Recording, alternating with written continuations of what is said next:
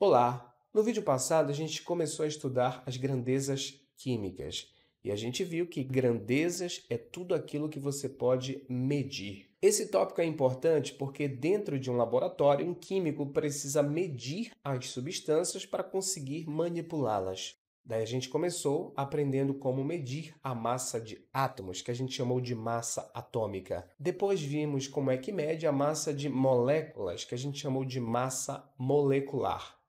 Então, a gente já pode ver como é que é feito um trabalho de medida típico de laboratório. Vamos supor que a gente tivesse que trabalhar com a substância água. Tá bem aqui, ó. A gente já sabe que essa substância é formada por moléculas, como essa aqui, ó. A gente já sabe também que para medir a massa dessa molécula, a gente precisaria da massa dos átomos que a compõem. Como eu já fiz esse cálculo no vídeo passado, eu vou colocar direto aqui a massa da molécula de água, nesse caso, 18U. Bom, agora aqui, a princípio, a gente vai ter um problema, porque quando a gente medir a massa da substância água, a unidade de medida dessa substância não vai ser a mesma unidade de medida das moléculas. Quer ver? Como é que a gente mediria a massa da substância água? Basta colocar numa balança. Vamos supor que, desprezando a massa do copo, ou seja, só o conteúdo, a gente tenha 90 gramas de água. Aí olha só, a massa da substância está em grama e a massa das moléculas que a compõem está em U, ou unidade de massa atômica.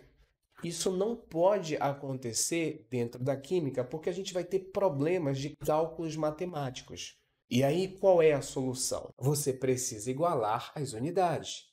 Então, ou você transforma da unidade grama para a unidade U, ou você transforma da unidade U para grama. O fato é que, para fazer esse tipo de conversão, você vai precisar de uma ferramenta química. Essa ferramenta a gente chama de mol. Agora calma, que as discussões sobre mol são um pouquinho complicadas. Então vou tentar simplificar ao máximo para que você consiga entender bem rapidinho esse conceito. Pense no mol como uma porção.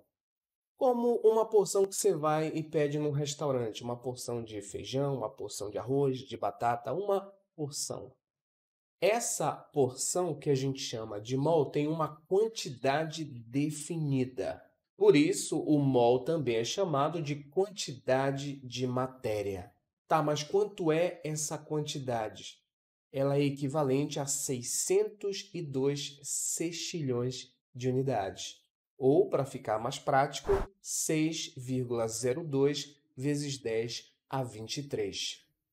Como a gente está fazendo cálculos teóricos, a gente não está dentro de um laboratório, a gente pode fazer uma aproximação bem grosseira aqui. A gente pode ignorar essa vírgula aqui e arredondar para 6 vezes 10 a 23. Agora, veja, esse valor ele não é aleatório, ele foi calculado experimentalmente e também pode ser determinado teoricamente. Mas para a gente, nessa aula, não interessa esses cálculos. O que interessa para a gente é saber que um mol é uma quantidade de matéria definida igual a 6,02 vezes 10 a 23.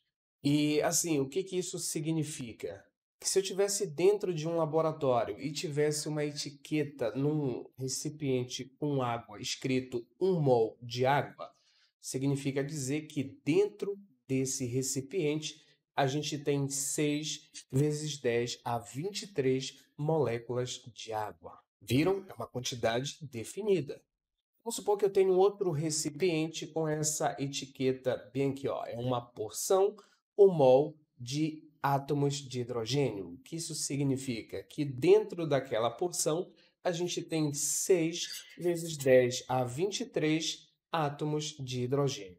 Ou ainda, vamos ser mais teóricos, vamos supor que eu tenha uma porção de 1 mol de elétrons. O que isso significa? Que naquela porção ali eu tenho 6 vezes 10 a 23 elétrons. Então pronto, 1 mol é uma porção, uma quantidade de matéria definida igual a 6 vezes 10 a 23. Bom, e aí você deve estar se perguntando para que foi criado esse tal de mol? É porque o mol ele resolve esse problema que a gente está tendo de incompatibilidade de unidade. Ele transforma da unidade U, que é a unidade de átomos e moléculas, para a unidade grama, que é a unidade que a gente usa para medir substâncias em laboratórios. É por isso que o mol é importante. É porque ele funciona como um elo entre o mundo de átomos e moléculas, que a gente mede em U, com os nossos procedimentos em laboratório, onde as massas de substâncias são medidas em gramas. Tá, mas como é que a gente vai fazer essa conversão? Muito fácil. A gente vai usar um recurso na química que é uma extensão do mol. Essa ferramenta a gente chama de massa molar. Agora presta atenção para a aplicação da massa molar porque ela é muito fácil. Funciona como mágica. Então vamos lá. O que é a massa molar? É a massa de um mol da substância e ela é medida em gramas, exatamente a unidade que a gente precisa. Então vamos pegar aqui um exemplo qualquer. Vamos supor que a gente tivesse com hidrogênio em laboratório. A massa de um átomo de hidrogênio é 1U.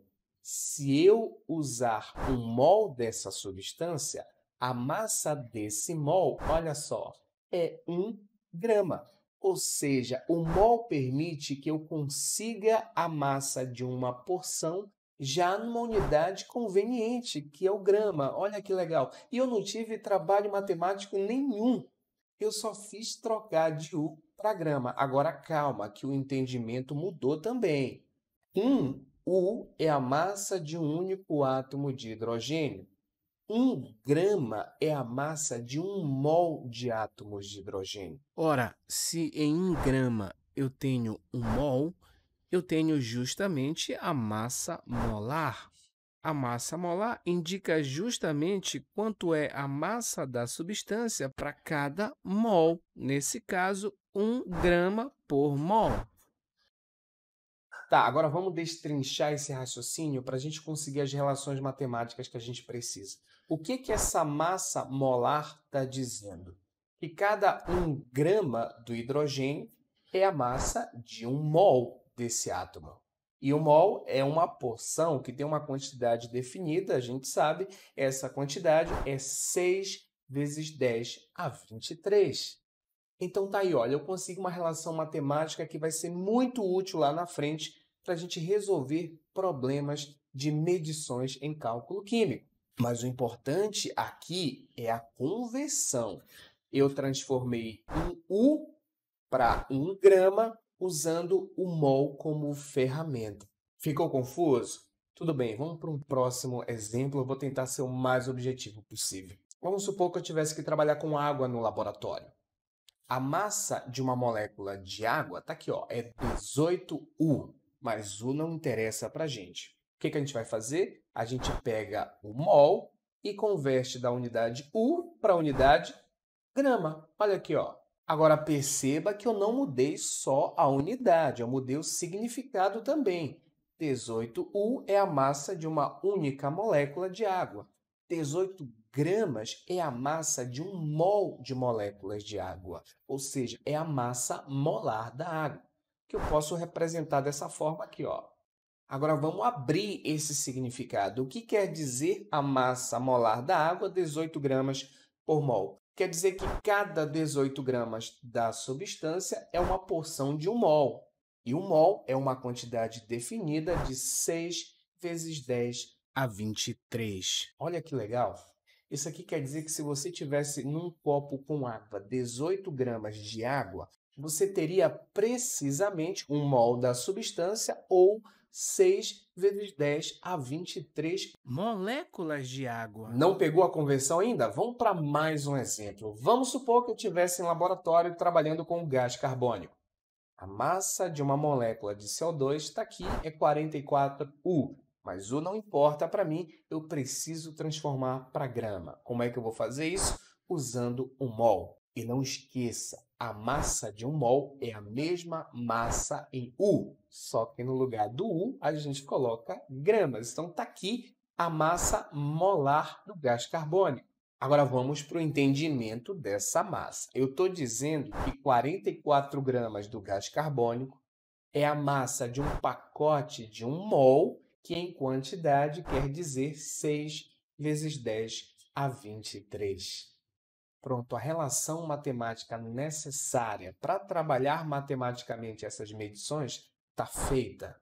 O resto é cálculo matemático simples envolvendo regra de 3. Mas a gente já bateu os 10 minutos de vídeo, então vou deixar para mostrar para vocês a aplicação dessa relação matemática para resolver problemas de medidas em cálculos químicos no próximo vídeo, tá bom? Até a próxima aí. Tchau.